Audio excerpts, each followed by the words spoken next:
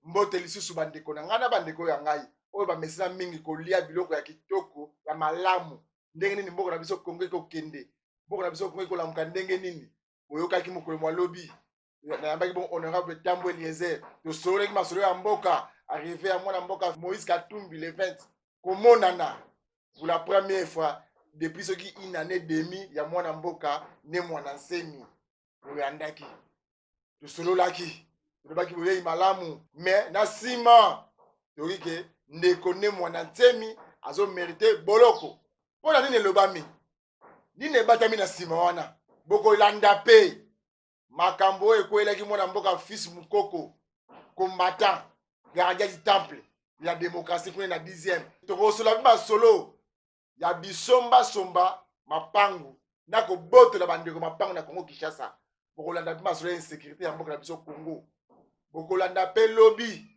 kaka mwana mboka Eliezer ayemaki délégation munene ya bayimboka Congo mapasi bato bakokufa ba ministre intérieur basolola boni boyi bakokozwa basolution mpona bandeko wana honorable Mbote Didier Kiko. Boni santé honorable. Oui, ça va. Ok, tolandaki lobi tosololi honorable lobi non ndeko ne mwana nsemi aza boye ndeko Failu aza boye ndeko Moïse Katumbi mais tokopati na nsima o ndeko mwana nsemi azomérite boloko honorable boni tozoluka solution na mboka na biso bandeko tu bazali banda baya oyo tu bazali ata kokota bate bakota bakomi kobima ne babatamaki ne bapoursuite judiciaire ekomi susu. Merci Didier Kiko. Merci na bandeko balandi. Soki tozozongaka boye eza sur demande na insistance na bino pamba te bozomona neti tozotikela lokuta tan lokuta wana eza babezo bato basalaka na batelevizio yango nazopesa mbote mingi na bandeko na ngai ya club tokomi wapi ya ville de Goma club tokomi wapi esevandi kuna dimanche basalaki une grande réunion ya kafu ngomoni babashi ezobima ndeko na nga fils na Paris achatindi mbongo epa John Connection mpona kobimisa bapolo ya club tokomi wapi kala mingi te John Connection ako sanza ndenge asanzaka bokomona bamai ya sika ya club tokomi wapi. Nous souhaitons bon retour et bon séjour na ndeko na nga Richard Mpangi oyo azongi na mboka mopaya na Milouze alekisi presque un mois na Kisasa na mboka na ye après si c'est 30 ans ya libanda. Richard Mpangi azongi kuna pour un temps parce que alobaki na nga ke ndeko na nga je viendrai m'installer na mboka na nga eloko na kosala nde yango wana je dois revenir dans mon pays. Retraite na nga ekozala na mboka na ngai. C'est parmi les gens qui ne sont pas des conflictuels, pas des rancuniers. Richard Mpangi, nous avons été honorés ya koyambaye. La même chose na ndeko Pacheli Mikobi oyo asia zongi bamususu pe baliao tokozela pe bamususu mukolo bakoya. Ça c'est important. Yami Balé Didier Kiko. Je dois dire merci na bandeko tout ya RDC Monde. Bao bazo koba kosangisaka mbongo parce que bazo tia na libenga ya Tambo te na libenga Pauline Lumumba te bao bayebi que eza pona makambu ya mboka na biso na kati wana ba tendance eza ebele y aura des actions ceux qui tosangisi mbongo bokomona ba école moko balobi école o batonga na mbongo ya RDC Monde bokomona ba hôpitaux bokomona ba banque ndenge boyokaki ndeko Pangi Richard alobaki wana parce que ye depuis kala ya reva kake tozala neloko ya munene tosala une banque donc na RDC Monde il y a diversité ya batu mutu na mutu azana vision ya grandeur nalobaki na bino lobi que Gladys Kazadi azali candidate na Bruxelles kuna na numéro 12 na liste 5 ya CDH bino bandeko nanga tout na élection ya 26 mai oyo botala ndeko na bino ya mwasi wana mwana na bino ya mwasi wana yaya na bino ya mwasi wana bopona ye parce que eza important pour na bino. Nous avons besoin des valeurs qui émergent na bamboka mopaya. ezotalisa pe excellence na qualité oleka tovandaka mpona kofinganaka. Je dois aussi dire merci na bino tout bato bozali s'abonner na compte YouTube na bino. Naloba na bino soki oza na posa ya bato bafingaka bao basekaka omoni ndenge sai na domaine na ye ndenge asekisaki chef de l'état eza pe na bato balandaka mpona koseka. Mutu soki aza na bastress naji ata mutu boye aloba na bana koseka. Me sai azosala yango mpona kozwa mbongo, me azosala yango mpona kose créer baconflit na barancune. Merci soki oza na posa ya makambo ya sérieux na vérité, les informations vraies oyo ateke ya à peu près osabone kaka awa na ndeko Eliezer Tokokoma. Dossier ya Nemona Ntsemi nazolobela yango bokozala un peu attentif parce que nako ramasser ba point ebele mbangu eloko kokaki kotuna ngai Didier Kiko ezayaki Nemona Ntsemi na minute oyo azawapi oyo bazoloba. Pourquoi seulement Nemona Ntsemi? Kiungu Gedeon to oti kuto aki azo recruter na likasi ndenge toyoki j'utilise les conditionnels boyela ngai awa soki ndenge nini te asevada na kasapa. Kiungu Gedeon wana aboma bato wana avanda bima wana bima na polo moko shikata ezana kilubakati balobi vanda na yo. Dommage ke shikata na yo wana eye komema makamu misusu ashikati te alongwe ozomona. Donc tango ozosala biloko il y a quand même quelques makamu misusu entre Nemona Ntsemi alobi kaka pamba même befango ba fait yango bazoloba ce sont des faits graves. Et ça grave à comparer na fait ya nani ya Gedeon Kiungu. Donc quelque part là nous devons comprendre les choses. S'il faut peut-être remettre comme ça, on commence par ramasser tous ces gens là, on les remet dans les cachots, dans les prisons, comme ça on voit ce qu'on fait. On ne doit pas jouer dans des histoires comme ça. Et ça n'a pas de bela. Surtout tous ces gens ont tué dans des rébellions. Nemona Ntsemi n'a pas fait la rébellion. Dossier. Ils ont tué dans des rébellions. Au nom de la politique. Mais Luka ko récupérer Nemona Ntsemi. Moi je ne suis pas d'accord avec cette démarche-là. Et on doit user beaucoup plus de sagesse. Mais je sais que le chef de l'État va se prononcer quant à ça. Information de couper ça va. Bandeko nangai a quelque chose malheur est bon. Oyokaki ba discours ya bato. Les gens voulaient zapper Félix. Ko zapper Félix. Koloba que non voilà, c'est Olengankoi, c'est le Sensa, on ne ba sali soki ndenge nini. Nalobaki na bino Sensa wana existaki. Avant que Félix ne soit chef de l'État. Basala kinini de concret bino boyebi. Tout dépend de la volonté politique du chef de l'État. Je profite pour na koyebisa bato eloko moko. Bino bato boloba ke oh voilà, ba gouverneur nyonso FCC, ba député nyonso FCC. La volonté politique ezali ko dominer bato eza vision ya chef de l'État.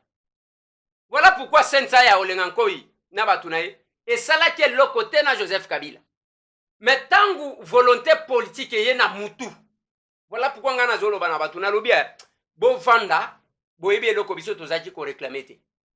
Biso toyebi qu'est-ce qu'on réclamait. Et lelo tozanango. Tangu bozo reve wana ke, non? Ezana nuna kinga kati. Eza ebemba nyoka, peut-être. Mais je vous informe que ndenge za wana bor oyo biso tozaki ko réclamer wana. O to salela ba marche et bonga tapis rouge. Félix Antoine Tshisekedi Tshilombo. Akocho eki babeti palala. Donc, eloko tozaki ko luka yango wana bord sekezana maboko. Yango moni Olengankoi ako sala musala na. J'ai toujours salué mon vieux là. Jeff. Azana sagesse moko boy. Tango bato bazo kufa. Moi nous disons merci na président Olengankoi ya lobité. Dites plutôt merci na chef de l'État. Parce que c'est grâce à sa volonté politique nde makambo wana ezosale. J'ai aimé lobby tango kaka bayoki ke balingi bakanga Nemona Ntsemi. Na weki bato moko basali siko déclaration na Congo central. Nous disons merci au chef de l'État. Voilà. Voilà, bozongi siko bato. Parce qu'il fallait qu'on reconnaisse qu'est-ce qui s'est passé dans le dossier à Nemona Ntsemi. ne mwana nsemi akimaka na boloko le 17 mai 2017. Ne mwana nsemi akimi. Tango akimi, bato balingaka kolia milinga na ko récupérer makambu. Bapesi ba affirmation avec précision. Ne mwana nsemi acha kufi. Ne mwana nsemi. Biso to kita na ndako ne mwana nsemi. Ba matiti wana mutu mususu na ebite so kamera mususu ekitaka. On a filmé ça. Tango to conscientiser batu baye kokata matiti. To kiti lisusu ko filmer. Ne mwana nsemi tango abimi balakisi ye epa Joseph Olengankoi epa batu nyonso kolakisake ne mwana nsemi bozali kolobaki asi akufa bino batu bomonaka loin bino bozaka na information ya kati parce que l'information wana efingisa bato ebele dans la diaspora. Les gens au lieu de voir objectivement ezana bato ba spécialiste ba labo ya komontaka ba information lokuta na ba vidéo et puis tango azoloba okomona lokola mutu. Heureusement que bato ebele basi ba découvrir bango ce sont des menteurs. Bato lokuta donc bango ba vandelaka donc ba vivaka na biloko wana. Combat eza business te. Combat eza cop te. Combat eza action ya bato balingi mboka na bango pour le bien-être de tous et non d'un groupe d'individus. Combat eza démarche te pona kotaye un leader tribalo-ethnique. Nalingi bato bayoka wa. Yango moni lokuta ekota na combat ebele. Lokuta ekota ebele na combat parce que mutu azana matuvi. Lelo bato basala ba vidéo ba pesa ba affirmation tango ba moni ne mwanda nsemi. Est-ce que bako mitala? Bino pe bato bobetelaka bango maboko. Est-ce que bobengaki bango? Botuna bango ke non voilà ne mwanda nsemi yeyo abimi. Sikoyo bino bolobaki na biso boy. On ne sait même pas rappeler aux gens. Qu'est-ce qui se passe? Ne mwanda nsemi abimi. Tango abimi mutu abimi si likambu eza Monsieur Basile Olongo Pongo, vice-premier ministre, ministre de l'Intérieur. Selon Basile Olongo Pongo, il fallait que ne mwana nsemi akende azonga na boloko bisika kimaka. Tango akozala na boloko, nde chef de l'État a signé mesure de grâce pour que ne mwana nsemi abima. Il pouvait faire, selon le ministre, a ça peut-être 3 jours, babimisier. Mais il y a un problème. Chef de l'État ko bimisa mutu o basambisa nanu te. Mutu o ba condamna te. Parce qu'il y a une procédure en cours. Yango lelo ba Jeko Beya. Bazana nandolo. Ba petit nanga Christian. Bazana nandolo. Parce que ba condamna ki bangwe pi ba kotisi appel. Il fallait attendre l'aboutissement de la procédure pour que les magistrats suprêmes azwa décision ya ko faire libérer ba. Mais ne mwana nsemi ekozala ndenge nini? Soki azongi na boloko ne mwana nsemi akovanda pendant longtemps. Parce que chef de l'État kozwa soki azwi une décision ekozala contre la loi. Azalokola étouffer justice. Ce qui n'est pas bon. Parce qu'un état de droit implique le respect des textes. C'est ça l'état de droit.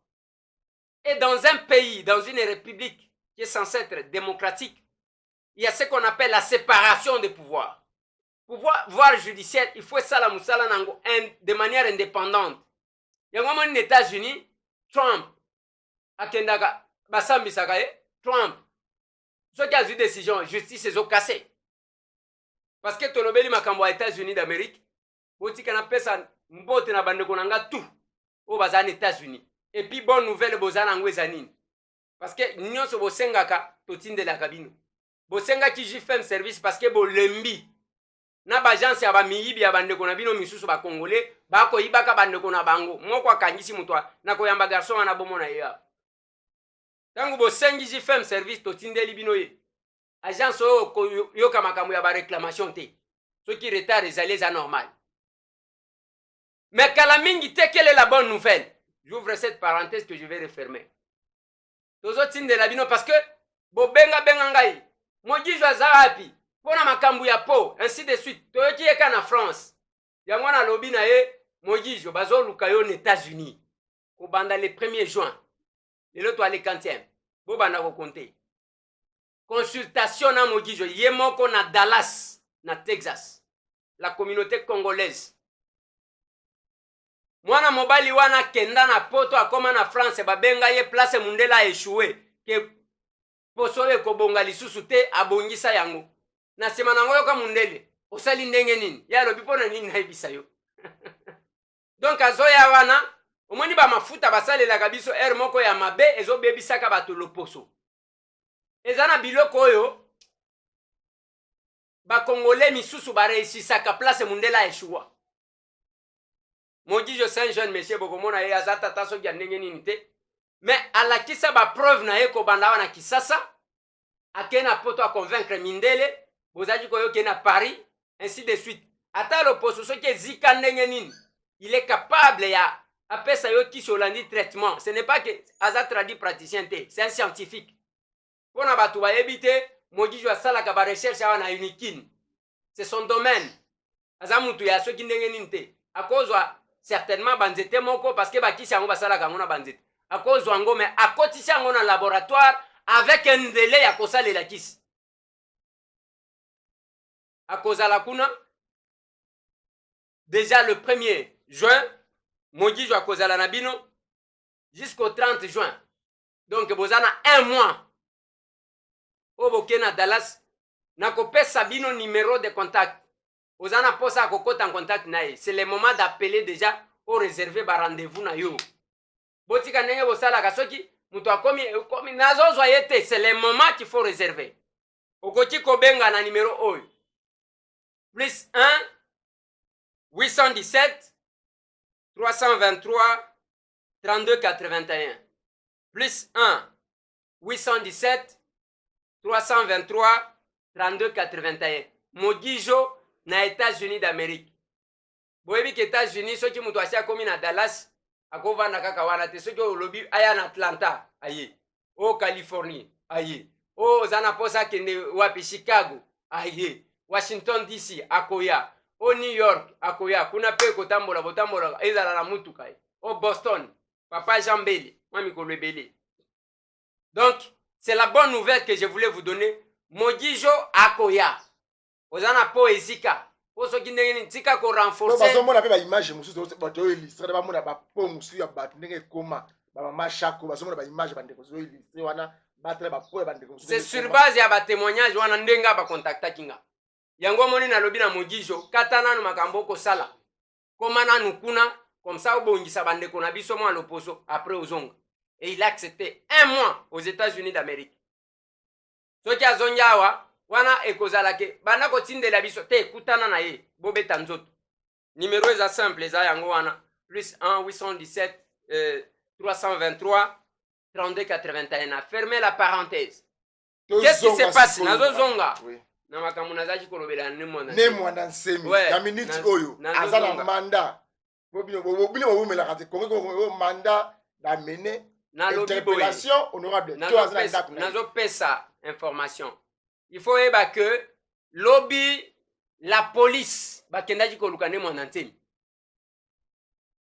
sur instruction ya vice-premier ministre ministre de l'intérieur tangu bake koluka ye abatami parce que ayebi pasha boloko mais na minute oyo bakangine mwanantemi yango esalaki peke olenga nkoi lobby avanda kite ake koluka procureur alobi moi j'ai aimé la démarche de mon vieux Jeff pour lobby boye to sala o to sala ki na Dominique Kanko. Il ne faut pas qu'il y ait 2 poids 2 mesures. Dominique Kanko a été cité dans le dossier à Bakamou et Nansap. O bazo sambati lelo. O yoka ki lobby ke bato ba s'évader parmi bato ba boma mindele ba onisien mi balewa. Akimi na ki auditeur à lobby akopesa mutu $1000 à ko retrouver ba. Tangu batangi Dominique Kanko na audio moko circulaka akimi akei tango azongi bakangeta akena parquet ba entendre ye azongi na ndako. C'est ce qu'on peut faire aussi pour ne mwana nsemi. J'ai aimé cette proposition là bantendre ye et puis azongi parce que nous avons besoin de décrisper ko décrisper wana ezake batu bazala l'aise mais loko na lobaki na batu tango nazali ko sala analyse ya makambo nanga ya vie Martin Fayulu bien nanga Martin Fayulu na lobaki na batu boy. Ce n'est pas que l'État bani Martin Fayulu. Wana bozo kosa. L'État kanga kabilombe même Tshisekedi l'État kanga ye. L'état kangaka bilo mene mwana ntemi azaka na batu na ba makesa ya danger koleka Martin Fayulu. Frank Dongo Chamba mokolo ba sportif ya kisasa ye wana bakanga ye. Donc boloko eza boloko, l'état c'est nous tous. Alors, nde yango tokoloba. À ce stade où nous sommes, eza kobanga mutute, eza pe kobanga tension te. Sauf que la politique de l'actuel chef de l'État, alingi bikanga kangate. Alingi bakanga mutute parce que muto a émettre des points de vue. Alingi te que situation est à l'attendu pour rien. Alors c'est ça sa démarche. Moi je préfère, j'opte pour la démarche de Joseph Olengankoy. Pour que, parce que c'est la volonté politique du chef de l'État qui prime. Bakende ba entendre s'il y a des faits. Ne mon entier mazonga nanda kunaï. Parce que si le parquet n'accède pas à cette demande, on va finir par prendre le monde entier. Mais ça servira à quoi? Ça ne servira à rien. Et cause à la locola. Quand n'est na lobaka, n'est to koloba aw. Kende na Fizi Baraka. Kende na Uvira. Ba groupes armés ba kotaka babandi koya batu ya bilongi moko boitozo comprendre te. Et nous cherchons à alerter batu. Il ne faut pas voir la kaka en train de tourner le pouce ici. Ça c'est très important. L'aspect sécuritaire, ezali kosala. Yango moni, lobi na ke komona vice-premier ministre, M. Basile Olongo Pongo, à qui j'ai dit merci parce qu'il a disposé de son temps. Avec deux cas. Namemi, président et assemblée provinciale, il y a bureau et assemblée provinciale, il y a l'Omami. Na député provincial, Eli Amwanaditu, comme on a eu, Joseph Mbaya Omwadi. Donc, il y a un aspect sécuritaire. Mwanaditu insécurité. Kabinda insécurité. Lubao insécurité. Heureusement, dans cet entretien, le vice-premier ministre a l'obézana mituka, il y a la police bazotinda kun. Donc grâce à l'intervention nabiso, province à l'omami kozwa mituka mibale et kozwa manduki ya ko sécuriser bango et kozwa pe ba moto o ba pesa ki na ba province musu bango bazwa kiti. Je dois dire merci à honorable Joseph Mbaya Wamwadi au boko yamba dans une émission parce qu'il est à Kinshasa, boko yambaye et kozala malam. Merci aussi au président de l'Assemblée provinciale. Il y a l'Omami. Parce que Moussalande Yangoan. Oui, on a dit que Moutango Koloba Makambu, ya vice-premier ministre. Et que ça vraiment passi makasi. Lobi na butu na longe Moussala na Kei. Awa na Kishasa. Place ye azalaka. Bazo kokana ko sécuriser malamu te. Nazo loba air nyoso honorable. Yo na commune ya Matete.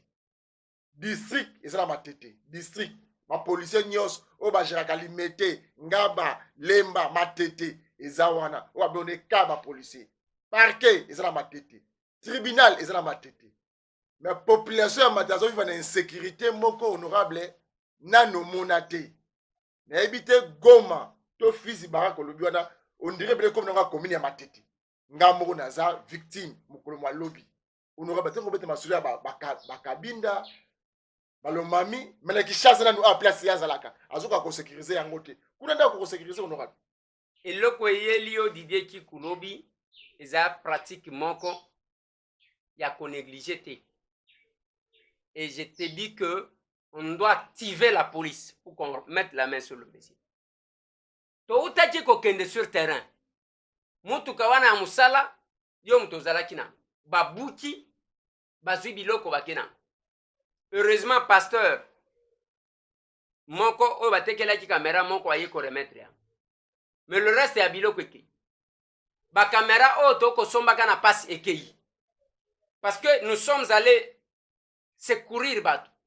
Wana za musala tuzo sala. Avant-hier tuzala ki na régie des autres. Na bande ko wana. Lobi kuna biso to pe makate. Yango na ko senga membo limis na bande ko na biso misusu ba ko ya aw. Er moko bazo mona monangate ndeko Eliezer otiki biso. On est tellement trop pris, ya makambu yake, boko limi sangama muke. On est là sollicité, on la muki, ou est bien rokola la te, ils en ont ba benyi na gauche, ba benyi na droite. Cette pratique, toko luka général kasson, to yebisaye, parce que musala ya la police yango wana. Les lotos ont la possibilité à que la police a se concentrer. Parce que côté azaki ko baby sa énergie côté ba manifestation ko attaquer ezala kalisusu te gaz lacrymogène ba beta kalisusu te mbongo oyo tozaki kobebisa na bagaz lacrymogène tobandi koluka ndenge ya kotonga banzela mbongo oyo tozaki kobebisa tosomba lacrymogène oyo ya mauve oyo soki ya ndenge nini koki koservir na makambo mosusu. Nous allons faire tout pour que la police mette la main sur bato bagressé yo. Je condamne en même temps agression oyo fils Moukoko a subir. Fils Moukoko m'a appelé en train de pleurer les jours de son agression. Namonaki Bibi Kapinga qui est na élément parce que quand il a appelé Zaki na Bibi Kapinga et comme elle était disponible, il y a qui l'élément. La police, il faut à ça quelque chose aussi là-bas. Parce que finalement, violence, tu ça la violence tiwapi. Anazoka ke bande kwa UNC babeti John Lungila soki ndengeni. John Lungila peso yake naji wapi. Na éviter. On n'encourage pas et ce n'est pas bien. Mais qu'est-ce que j'ai dit? La vision y actuel chef de l'État, Isaiah ke batubaza la bomoko. Lelo Moïse azozonga. Moïse azozonga kamera ya tokomi wapi kozala na Lubumbashi. Lobby syndicat Dokolo akomi na Kisasa. Nengi tozola babo syndicat Dokolo aza déjà na Kinshasa. Na lobby boy. Syndicat Dokolo après tout ce temps, lobby akiti awa na Kisasa. Aza awa. Awa ndozomona batu ngana zolo bana batu boy. Batu ozomona batu misusu ba mesana lokuta mingi. Ezaka que moi je ne peux pas aller dans ces pays-là. Je suis en insécurité. Insécurité ya wapi? Ata soki ofini mutu abazokanga batu te. Na tuna ki batu boye. Mutu akokati ko banga lokola Paul Sap azali. Mutu atombola musapi alobake ngama kamuna salele ki a Paul Sap. Mutu nazo zela na yamba yese Cécile King. Cette grande dame. Yango nazo loba bande konanga dossier ya Gladys Kazadi. Oh, tozo senga bo voter. Bino bande konanga bozana Bruxelles. Na élection elle est 26 ans. Numéro 12 na liste 5 il y a CDH bo voter ndeko na bino ya mwasi. C'est une fierté ce qui tozana bao ya biso. Na sepela kata unazomona un Congolais qui forme les policiers belges. Ayacha. Mais kaka bakali na biso. Bakali na biso ya présidence. Bate bango bakali ti bazongi. Je suis fier. Tant on a monaki les grands militaires formés aux États-Unis. Baye komona awa. On est fier na bato modèle loin. Nazalaka pe fier tant on a monaka un Congolais qui excelle dans son métier. Awa tant on a zolobela. Mojijo depuis que na bandi kolobela ye na nazuba makambute ke otala sali biso boy. Voilà pourquoi nous insistons. Même tant on a zo solo na moto. Na bisaka ye mojijo.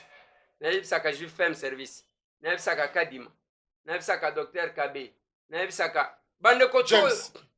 James en Afrique du Sud. James en Afrique du Sud. Petit nanga wana pe mikolo ebele. Na nazwa plainte te ya John Connection. Ki basali boy. Na nazwa plainte te ya Mogijo. Na nazwa plainte te ya JFM service. Donc, ozomona ezana ba Congolais oyo. Soki otali Mogijo asala la politique te. Aza concentré na biloko na yewana. Un jour azolo bananga alobi vie tozo sala recherche moko boye na domaine moko boye fruit wana et kobima peut-être na 2020. Ozomona, c'est scientifique et qui fait quelque chose qui prépare en même temps l'avenir. A koki ko sala débat na n'importe qui, mutu même ya n'importe quel mboka. Parce que azo sala lango ba recherche et puis azo maîtriser domaine na ye. Yango na zolo mana bande kona biso. Aux États-Unis, vous avez un mois avec mon guide. C'est le moment, le numéro est là. Bapé Sibino, beaucoup ko réservé parce que Akokom a déjà dépassé, débordé. Wana bazomona ba image bande ko sobe ba mama Chako ben ser ba au moins ba wana za ba témoignage kaka ya mike parce que ceux qui Hollandi na domaine wana ils en a bato belé pe ba boya ke ba filmer bango bazaki peut-être na ba cas plus grave que ça. Vous vous rappellerez que quand il était à Paris, to tiaka photo ya maman moko to melama été. Maman Robega biso pour tout le monde. Oh Gandimaki. Oui, alors ça c'est nous fermons la parenthèse. C'est comme ça bande konanga nazo sukisa a pona kolobana bino une chose. Vous devez retenir que Congo Tokotan Tongango biso nyonso. Ce n'est pas que mutu azo bangisa moninga. Mbusa Nyamwisi va revenir. Bandeko bakosepela kuna. Parce que mutu akoya na ye. Mais soki Mbusa kitina Beni, kitina Butembo, bokomona ke mutu azongi. Mbusa va revenir. Et ko revenir wana, mutu alo bateke, ezana cadre ya décrispation, otolobaki ya sensa. Eza lokuta. C'est la volonté politique de M. Antoine Félix Tshisekedi Tshilombo. C'est sa volonté politique. Et nous devons reconnaître ça. Les lobes prisonniers bazawati. Aner, bazotula. Babiro de oyo tozaji komona wana kisasa. Babiro de babunga. Tokyo kero mpenga bao o bazaji ko kanga batu mutu auti luozi bakangie ngombe mataji. Donc babunga. En même avec les mêmes acteurs. Aujourd'hui, j'ai parlé aux agents de la DGM. Tala makambazo sal. Ba indien, ba chinois, ba libanais bomonaka na ba supermarché sima ya ba congolais na ba machine. Toko banda ko tindika bangwe pa na bango. O moko ya eska to tindaki 10 bakei. Soki otali na DGM wana, bazui bilonjasi kezate. Ezaka batu ya kalawana, mais avec la nouvelle politique parce que la tête a commandé. Voilà ce qui manquait. Yongozo mona tangu batu bazolo bangana zo talaki. Bazo sepelisaka munongo na bango. Okay, les mêmes agents, il y a appareil judiciaire. Bao ba kondana Katumbi sans raison. Omani ba kiteye. Kaka batu moko. Les mêmes agents, oyo ba sela hôtel ya Martin Fayulu. Kaka bango wana ba fongoli. Il y a une nouvelle politique avec M. Félix Antoine Tshisekedi Tshilombo. Parce qu'il est l'incarnation de notre victoire. Félix Azam Mutuzogi extraterrestre te. Et puis biso tozo yembela Félix eta. Ah tolobi ke kuna na oya ba mercenaire batondi to banyi nani. Ah tolobaki ke presse ezotambola bien te. To banyi nani to banga ka mutu te. Soki ya mabe ezali to koloba eza mabe. Ya malamu ezali parce que l'accession de Félix à la magistrature suprême eza effort na biso nyonso y compris ya Martin Fayulu parce que to bunda pona owana. To rata baliwa to perda batu. Alors botika kwa mbrouiller batu. Botika to sangana. To ken ba balingi basala kombo. Bo sala kombo. Tala Moïse ndenga bandi ko finga. Parce qu'il a donné un point de vue contraire. Siko Moïse nda azongi Soriano. Lobi boko finga mutu mususu. Lobi boko finga Bemba. Parce que ça je vous dis. Lobi boko finga Bemba. Lobi kuna boko finga Mbusa Nyamwisi. Et kozala ndengwa. Vous voyez pendant les élections, nani, Muzito, akondima ke mongana ko tikali libela na sima Fayulu. Bozo mona nani? Bemba, ki na tikali libela na sima Fayulu, ou bien, wana za biloko ya pamba. Ce que nous pouvons faire, c'est de travailler pour l'unité. Mais ce qui m'étonne, na eloko na zonge la kap, mingi. Qu'est-ce qui fait que biso ba Congolais victoire et sangisaka biso teka échec? Victoire et sangisaka biso. Soki batia la kabiso Shadari mbele lelo okomona Félix na Fayulu batelemi. Nous disons non, nous allons marcher ainsi de suite. Maintenant que nous avons arraché ce que nous avions besoin. O ezali ko commander bomoni ba ndemo na nsemi babimi. Nani atikali lisusu. John Chibangu nde tozolite ba John Chibangu babima.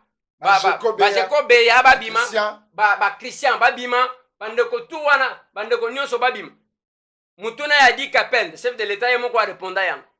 Nous voulons que la situation soit en batika ba bandi. Parce que kasho wana pona nini tozo bimisa bato. Parce que bato ebele bazokota. Boyebi yangoti. Boyeki déjà Guy Matondo akobima kisasa te. Guy Matondo akoti kobima lisusu kisasa te. Bakotia ye à la disposition na justice. Bakokanga ye. Nakati wana boyeki makambu yake Yandre azwaki mongo awa se alongwe gouverneur akeko zwa soki 3 millions de dollars na mois de mars awa akeko zwa. Donc kasho wana tokochaka memba yaya moko boyi yango tozolika bopona pete Guy Matondo akota boloko. Guy Matondo azana mutu abande ko pesa ba instruction. Guy Matondo azana mutu abande ko commander azako de télécommande. Azaki ministre ya gouvernement ya André Kimbuti. Oui. Ana uti koloma makambu ya André Kimbuti. Oui. Il faut eba que soki bakangi Guy Matondo. Lobi bakokanga Yandre. Lobi kuna nous voulons ngana zaki na prison. Batu bakota ka prison te za ba ministre ba gouverneur. Sikonde tozoloba. Babi misela biso ba. Banemo na ntemi wana bazala libanda ba nani batu tu babima baoyo bakanga mpona makambo ya politike mpona makambo ya komba bazala libanda comme ça bati boloko etikala polele comme ça tokotisaka meme matière ya sika otoka bato kosukisa bote makambo ya mapangu ya kobotola bandeko mapangu comme nga nakomi ministre na ye nazwi lupangu ya mamometre asakapare nango ataki nga locataire nazwi epuis nakomi koteka lupangu ya bato honorable procès ya mama na biso oyo amoni ditu ekosala mpasi mingi nakosenga avant honorable okomate batia estre ya procès wana bongo tozonga na plateau.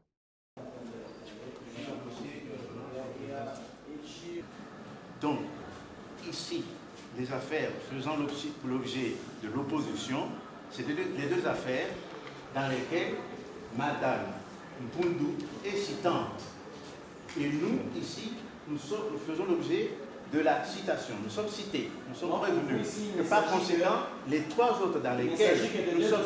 De deux dossiers dans lesquels, dans les autres, nous avons fait appel et ça ira devant le tribunal de grande instance. Donc, les affaires ont été dissociées. Ici, on a fait l'opposition. Dissociées quand? Les jugements quand? Les jugements. Les affaires, ils ont été... Ah, peut-être le tribunal va le prononcer peut-être tout à l'heure, mais la demande a été faite très chère. Oui. Nous avons soulevé un préalable. Et si qu'on finisse d'abord avec la médiatisation? Parce qu'ils sont pressés pour finir.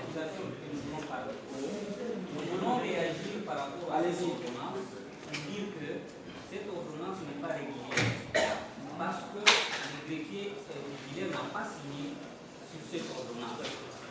Or, quand vous lisez cette ordonnance, la présidente du tribunal signe conjointement avec le Qui n'a pas signé? greffier titulaire. Vous êtes sûr? Vous connaissez la signature? Il n'y a pas de signature. Vous connaissez la signature? Oui, j'ai ici les jugements. Là où il a signé. Oh, vous êtes sûr? Si. Si, c'est les masses. Voilà, sa signature est là. Les greffiers des jugements est là. Alors, voyez bien. Les jugements est là. Mais il y a une signature. Non, non, lui n'a pas signé. C'est qui alors qui a signé? Là, c'est la signature de la présidente. Une grosse signature comme ça, madame la présidente.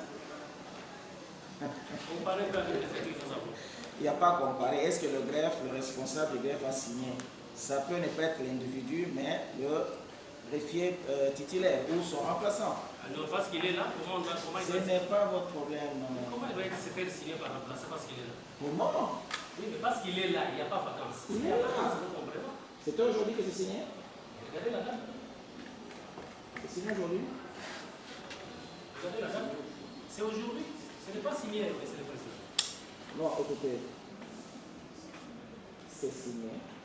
Mais peut-être que vous évoquez une question de savoir pourquoi pas lui. Hein? C'est signé. À moins qu'on oublie ce que c'est. Peut-être que le tribunal ne voit plus bien, mais apparemment c'est signé. Nous ne voulons pas parce que nous allons encore revenir sur la case de départ. Donc vous avez beaucoup à faire, il faut rentrer jusqu'à l'Assemblée nationale. Nous allons plaider pour l'opposition, bien sûr. Non. C'est que pas que nous voulons fuir. Maître, un instant. Ne jouez pas avec les émotions. C'est vrai que vous en avez peut-être marre, mais vous êtes sûr que le pays est en mauvais état.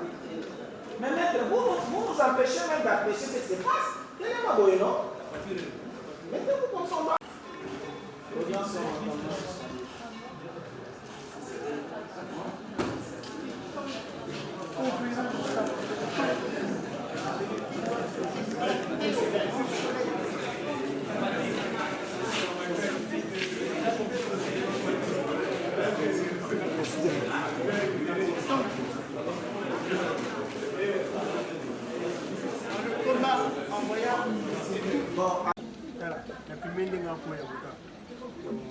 José Lelo doit assister à une énième mascarade de la part de la partie qui nous a cité, Madame Pundu, pour faux documents, etc. Indûment de faux documents. Et nous l'avons cité pour faux, parce que aujourd'hui c'était le stockage. On devait instruire l'affaire dans laquelle il est en train de dépêcher et de vendre la propriété de Mme Kabulanda Makolo dont elle a été déguerpie, dont le certificat d'enregistrement qu'elle avait a été déclaré délivré à tort, inopérant et sans effet. Mais elle a continué à engranger donc des procédures, des intimidations. Depuis maintenant, combien d'années? Ça fait 16 ans qu'elle occupe, alors qu'elle est déguerpie, elle occupe. Et chaque fois, c'est le même système. Quand on vient, quand elle sait que ça va éclater, elle allègue seulement qu'elle est malade et puis l'affaire est renvoyée. Aujourd'hui, elle était là. Curieusement, elle comparait dans une affaire et dès qu'elle voit les caméras, elle ne comparait pas. Elle crée une crise cardiaque de toutes pièces et puis elle se fait amener à l'hôpital. Or, on sait que Coco Mulumba a été auditionné sur Silière. Donc c'est du cinéma qui continue. Or, la vérité, tellement qu'on a vécu du catimini, hein, de secret, nous voulons que ça puisse éclater maintenant aux yeux de tout le monde. Parce qu'il y a non seulement l'arrêt qui est là, et jamais, du moins, infirmé, et nous avons encore un jugement qu'il a débouté en attaque en faux contre notre décision. Et même elle-même, elle a demandé à genoux, supplier ma cliente de pouvoir lui acheter cette maison. Et tout ça, ça doit éclater. Mais en dépit de ça, elle vend, continue à vendre et compagnie. Elle ne veut pas qu'on puisse en parler. Elle a créé un incident faussement donc allégué aujourd'hui. Voilà la situation. kanda papa na ngai kanda parce que toyaki tosisa likambo oyo ngai nayeba azongiselanga ndako nayoki ase ateki déjà jardin bato bazosala bavisite tout le temps mpona kosomba sikoyo ndako ya monene peut-être ase atekisi yango et puis comme si ce n'était pas assez azosala sikoyo bamanœuvre mpo baannule même bamikanda na ngai certificat d'enregistrement nalingi bato nyonso bacomprendre dans quel état nazali mais kanda naza nango azomérite même ata haine na ngai te colère na ngai te azomérite yango te donc nakopesa ye haine na ngai te. Merci bandeko bouti kolanda procès eza pasi mpe maomo na mama omoni biteka onakatala mama ndenge azokwea azosevanue na boyi tokomi wapi akwei abi topusa procès mikolo ezali koya na okoka te soni tokomi wapi ndeko lezo osalinga boye mpona nini na ndeko na yo ndeko na ya mwasi nakoyoka soni mais otekaki mpona nini honorable tala makambo ekoleka na mboka na biso ngai nalingi kokomante eloko wana te nalingi kokomante eloko wana te bato balandi mais ce que je peux dire eza que dossier wana je suis sur ce dossier depuis 2011 maman Henriette tala age ya mama wana lupangu wana batongana mobali na ye na bomwana papa na ye akenda kozwela bango crédit bauti kobalana batongi lupangu wana ya mweneditu numéro 16 mais lokola batu bazaka na kosala nko ça coûte quoi vous avez toute possibilité ya kosomba lupangu place olingi motikeli kaka veuve wana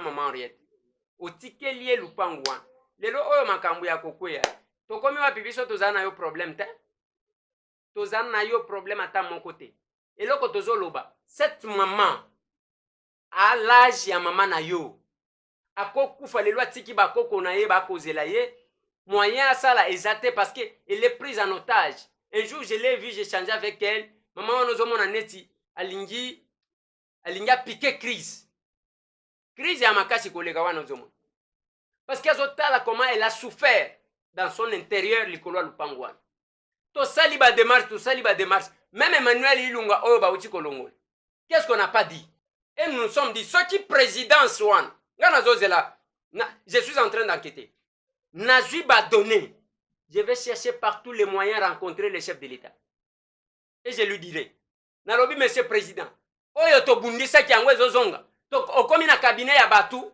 oyo bazali kocouvrir makambo ya mabe ya komanipule ya kosala entrave spoliation makambo le chef de l'État bomona azoleka na nzela moni mwasi moko azongisi ye c'est ça la politique de Tshisekedi makambo ya biso mbaso oyo ndenge ozomona valet de la funa omoni ndenge bamfayiri yango kinzibula bazokabola mapango nazoloba na bino bokobebisa mbongo na bino bokobebisa nyonso parce que soki botongi place wana bakobuka c'est la même chose que j'ai dit na mama oyo ya monga fula na balabala wana côté ya école okangisi bato baye na bango bato wana baza na problème te na prise publique. J'ai dit au procureur kuna na ngaliema nalobi na ye monsieur le procureur, ok, contentez-vous na ba document bozana, mais place wana soki atongi nous allons peser bako buka, on va tout vendre, même place ya bato koleka. Donc place nyonso il faut kaka bateka parce que bino boza banani. En quoi est-ce que les gens vont sentir qu'il y a un changement? Les gens sentiront qu'il y a un changement tangu bokomona bakobana ko buka banda ku batongana ndenga mabe. C'est la même chose que j'ai dit au dossier à maman Riet. Nana bosani angote. Nana ebi angote maman wana sala ka politique te. Akoma partout zo le kabazo la kisemi sak. Likolo ya lupangu na yewan. Ba proposa ete longwa awo kende govana na barumbu. Ya govana na nani te na gombete. Donc c'est un peu compliqué. Merci na bandeko nanga nyonso tout. Merci na bandeko nyonso ya RDC Monde. Bobo Sanate le 15 juin tozana Lausanne. Na mama Francisca na JB Lubani. Toko zalawana Bobo Sanate au s'abonner. Ozana posa ya buzz kende place mususu. Les informations seraient vérifiées. Yaka ipana biso. Biso to salela ka sentimate. Abonnez-vous là, vous avez la possibilité de tout suivre. Merci na bino nyonso tout. Bandeko nanga Bruxelles Bobo Sanate. Gladys Kazati, numéro 12, liste 5, la CDH. Le 26, un grand rendez-vous pour les Congolais. Bino bandeko ya États-Unis, Bobo Sanate, Mogige, un mois avec vous aux États-Unis. Ceux qui bolingi bobenga yena ba état mususu. Vous pouvez appeler à ce numéro-là, réserver, il va venir. Les apona bola munabine, parce que ça ne sert à rien, à forcer, toi tu colles ta masque. Pourquoi? Parce que vous avez un Congolais capable de vous aider. Merci na bandeko nyonso uti kolanda biso. Bandeko nyonso baza na Goma. Kuna club to komo wapi. En tout cas bandeko wana bandeko botika na bino. Félicitations na Longonia. Bolakisaka na comprendre que vous appelez na bolingo. Bolinga mboko au Congo koleka bandeko ebele. Poso ki binote. Ba jeune obo kolanda na Goma kuna même Goma ane se kenda déjà kala. To moni que vous rappelez na souci ya Congo na motema na makila. Bandeko oni so uti so la wana. Vous avez un procès, il pas en monnaie du tout. Vous avez un makamane mon ensemi, ma pesibino ma version, mon ensemi ma zabele bien anda kunaye. Ne refuse mon coco boyoki, c'est qu'a été, qui m'y a nzambe, et ça la mabote na bio, vous avez lobi.